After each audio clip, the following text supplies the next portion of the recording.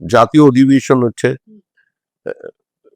উড়িষ্যা বিজেপির সভাপতি রামচন্দ্র দাস অত্যন্ত একজন বিদগ্ধ প্রতিষ্ঠিত নভেলিস্ট ওখানকার, এবং যেহেতু উনি মানে সাহিত্য রসে স্নাতক, পরে অটল বিহারী বাজপেয়ীর সঙ্গে তার একটা ঘনিষ্ঠতা থাকবেই, এটাই স্বাভাবিক। তো দুজন খুব মঞ্চে বসে হাসাহাসি করছেন, নিজেদের মধ্যে গল্প করছেন।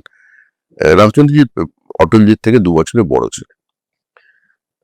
তা উনি খুব মজার কথাও বলছেন। উনি ভাষণ দিতে উঠলেন, উঠে বললেন, আমি রাম আর আমার ভাই লক্ষণ এখানে বসা, অটলজিকে দেখিয়ে। আমি আমার ভাইকে একটাই কথা বলবো, যে এই মুহূর্তে ভারতবর্ষের শূর্পণখা মানে ইন্দিরা গান্ধী তার নাকটা কেটে। তো সবাই একটু হেসে ঠেসে ফেললো, কিন্তু আমি ওই মূর্তি অটলজির কোনোদিন দেখিনি, ওই চেহারা। অটলজি প্রচন্ড রেগে গিয়ে বললেন, क्या बोल रहे हैं आप जिसका बारे में बोल रहे हैं उस देश की प्रधानमंत्री है, ऊपर से महिला है, तो सम्मान करना आपका रीति है। आपको इस अधिवेशन में हम एक शब्द बोलने नहीं देंगे, बैठ जाइए, आप बैठ जाइए, छोड़ दिए माइक। এটা আমি শুনেছি, চোখে